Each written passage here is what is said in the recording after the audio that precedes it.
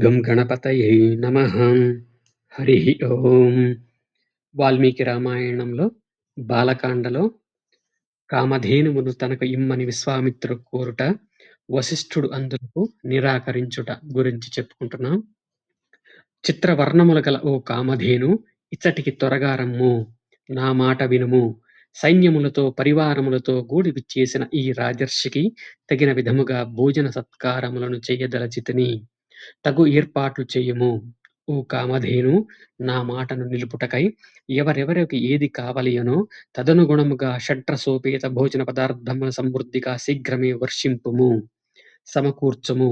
ఓ శబల, కామధేను, రుచికరములైన అన్నపానములతో లేహ్య చోష్యములతో కూడిన ఆహార పదార్థములు అన్నింటినీ త్వరగా సృష్టింపుము, సిద్ధపరచుము. ఓ శత్రుమర్దన రామచంద్ర, వశిష్ఠుని అభ్యర్థన మేరకు కామధేనువు విశ్వామిత్రునకును ఆయన అనుచరులకును వారి వారి అభిరుచులకు తగినట్లుగా భోజన పదార్థములు సమకూర్చెను. ఆ కామధేనువు చెరుకు గడలను, రసములను, తేనెలను, పేలాలను, మధుర పానీయములను, అసవములను, శ్రేష్టమైన పానకములను, నానా విధములైన భక్ష్యములను సమకూర్చెను. పర్వత ప్రమాణములతో వేడి వేడి అన్నపు రాసులు, పాయసములు, సూపములు, పెరుగులు, పాలు క్షణములు అచట సమృద్ధిగా సిద్ధమాయెను. నానా విధములైన మధుర రసములు, షడ్రసములతో కూడిన భక్ష్య విశేషములు, పాత్రల నిండా బెల్లపు పాకములతో కూడిన పెక్కు విధములకు తినుబండారములు మొదలగునవి అన్నియును కామధేను మహిమతో అచట ప్రత్యక్షమయ్యెను. ఓ రామా, వశిష్ఠుడు సాదరముగా సమర్పించిన ఆతిథ్యముతో విశ్వామిత్రుని పరివారములన్నియును మిక్కిలి సంతృప్తి పడెను. వశిష్ఠుని ఆదరాభిమానములకును క్షణములో సమకూరిన అత్యద్భుత భోజనములకును రాజర్షి అయిన విశ్వామిత్రుడును ఎంతయూ సంతుష్టుడాయెను.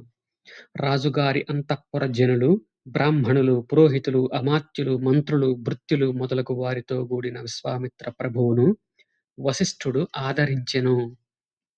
అంతట పరమానంద భరితుడైన విశ్వామిత్రుడు వశిష్ఠ మహర్షితో ఇట్లు నుడివెను. వాక్చతురుడైన ఓ బ్రహ్మర్షి, పూజార్హుడవైన నీ చేత అతిథి సత్కారములతో ఆదరింపబడితిని. ఇక నాదొక మనవి ఆలకింపుడు. మీకు 1,00,000 గోవులను సమర్పించెదను. మీ కామధేనువును నా కొసంగుడు. ఓ పూజ్యుడా, ఈ కామధేనువు ఒక గోరత్నము. రత్నములన్నియును రాజునకై చెందును. కనుక అది రాజునే చేరవలయును. అందువలన న్యాయముగా కామధేనువు నాదే. కనుక దీనిని నాకు ఇచ్చివేయుడు. విశ్వామిత్రుడు ఇట్లు పలుకగా ధర్మాత్ముడు పూజ్యుడు అయిన వశిష్ఠ మహాముని ఆ రాజుతో ఇట్లు నుడివెను. ఓ రాజా, 1,00,000 గోవులనిచ్చినను అంతేకాదు, 1,000,000 ధేనువులను ఇచ్చినను అంత మాత్రమే గాదు, బంగారు రాసులనిచ్చినను కామధేనువును మాత్రము ఇయ్యజాలను. ఇది నా నుండి వేరగుటకు వీలు లేదు. ఏలయన మాన్యునకు కీర్తివలె ఈ కామధేనువుతో నాకు విడదీయరాని సంబంధము కలదు. నా హవ్య కవ్యములకును అట్లే జీవన యాత్రకును ఇదియే ఆధారము. సాయం ప్రాతకాలములయందు చేయు హోమములకును భూతబలికిని అట్లే దర్శ పూర్ణమాసాది అగ్ని కార్యములకును ఇదియే మూలము. ఈ కామధేనువు యొక్క పాలు, పెరుగు, నేయి మున్నగు వారిని స్వీకరించుట, ఆరగించుట వలన చిత్తశుద్ధి ఏర్పడును, ప్రాణతృప్తి కలుగును, మనోదేహములకు బలము చేకూరును. స్వాహ, వషట్ అను మంత్రములు దీని ఆధీనములోనున్నవి. వేదశాస్త్రాది వివిధ విద్యలకు ఇది పెన్నిధి. వేయేల ఓ రాజర్షి, నా సకల కార్యములకును నిశ్చయంగా ఇదియే ఆధారము. నిజముగా ఇదియే నా సర్వస్వము, ఆనందదాయిని. కనుక ఓ రాజా, ఇంకను పెక్కు కారణము వలన ఈ కామధేనువును నీకు ఇయ్యజాలను. వశిష్ఠ మహాముని ఈ విధముగా పలికిన పిమ్మట మాటల నేర్పరి అయిన విశ్వామిత్రుడు మిక్కిలి కోపోద్రిక్తుడై ఇట్లనెను.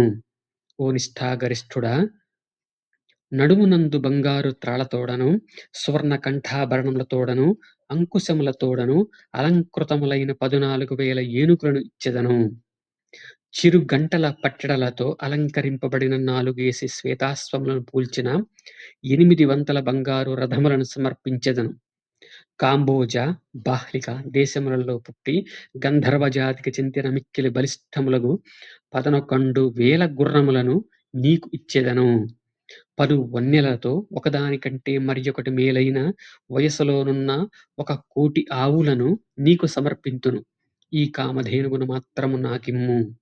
ఓ బ్రాహ్మణోత్తమా! నీవు కోరినంత బంగారమును, రత్నాల రాసులను ఇచ్చెదను. ఈ కామధేనువును నాకిమ్ము. ధీశాలి అయిన విశ్వామిత్రుడు ఇట్లు నుడువగా, అంతట వశిష్ఠ మహర్షి, ఓ రాజా! ఎట్టి పరిస్థితుల్లోనూ ఈ కామధేనువును నీకు ఇయ్యజాలను అని పలికెను. ఓ రాజా! ఇదియే నాకు రత్నాల గని, ధననిధి, నా సర్వస్వము ఇదియే. అంతేకాదు, ఇది నా జీవనాధారము. దర్శ, పూర్ణమాసాది యాగములను, దక్షిణలతో కూడిన యజ్ఞములను, తదితర వివిధ పుణ్య కార్యక్రమములను నిర్వహించుటకు ఈ గోవి నాకు ఆధారము. నా ఋషి జీవన సమస్త విధులకును ఈ కామధేనువే జీవగర్ర. ఇక పెక్కు మాటలతో పనిలేదు. సకల మనోరథములను ఈటీర్చు ఈ దివ్యధేనువును ఇయ్యనే ఇయ్యను. ఓ రామా! వశిష్ఠ మహాముని కామధేనువును తనకిచ్చుటకు నిరాకరింపగా, అంతట విశ్వామిత్రుడు ఆ ధేనువును బలవంతముగా లాగుకొని పోసాగెను. ఓ రఘువర! మిక్కిలి బలశాలి అయిన రాజు ఆ విధముగా తీసుకొని పోవుచుండగా, ఆ కామధేనువు తనలో దుఃఖ శోకములు పెల్లుబుకుటచో కన్నీరు గార్చుచూ ఇట్లు చింతింపసాగెను. మహనీయుడైన వశిష్ఠుడు నన్ను పరిత్యజించినా ఏమి? మిక్కిలి దుఃఖితనై దైన్యమునకు లోనైన నన్ను ఈ రాజభటులు బలవంతముగా ఈడ్చుకొని పోవుచున్నారు. ఈ ధర్మాత్ముని మిక్కిలి భక్తితో సేవించుచుండిని. ఈయనకు నాపై గల ప్రీతి అపారము. నేను నిరపరాధను. అయినను పవిత్రాత్ముడైన ఈ మహర్షి నన్ను త్యజించుచున్నాడు. నేను చేసిన దోషమేమి? ఇట్లు చింతించుచు ఆ ధేనువు మాటి మాటికిని నిట్టూర్పులు విడుచుచుండెను. పిమ్మట, ఓ రామా! వందల కొలదిగానున్న ఆ సైనికులను విదిల్చుకొని ఆ ధేనువు వాయువేగముతో వెళ్లి వశిష్ఠ మహాముని పాదములనాశ్రయించెను. ఆ కామధేనువు వశిష్ఠుని ఎదుట నిలిచి ఆర్తస్వరముతో ఏడ్చుచూ మేఘదుందుభి ధ్వనితో ఇట్లు విన్నవించెను. ఓ బ్రహ్మకుమారా! పూజ్య మహర్షి! ఈ రాజ్యభటులు నీ నుండి నన్ను లాగుకొని పోవుచున్నారు. నీవు నన్ను పరిత్యజించితివా ఏమి? శోకముతో అలమటించుచున్న ఆ ధేనువు యొక్క మొర విని ఆ బ్రహ్మర్షి దుఃఖిత అయిన ఒక సోదరి వలె ఆ శబలతో ఇట్లనెను. ఓ శబల! నిన్ను నేను త్యజించుటలేదు. నీవు నాకు ఇసుమంతయు అపకారము చెయ్యలేదు. బలశాలి అయిన ఈ రాజే బలగర్వముతో మత్తిల్లి నా నుండి బలవంతముగా నిన్ను గొనిపోవుచున్నాడు. ఇతనితో సమానమైన బలము నాకు లేదు. పైగా ఇతడు బలశాలి అయిన రాజు, క్షత్రియుడు, మీదు మిక్కిలి భూమండలమునకు అధిపతి. తపోబలముతో రాజును దండింపరాదు.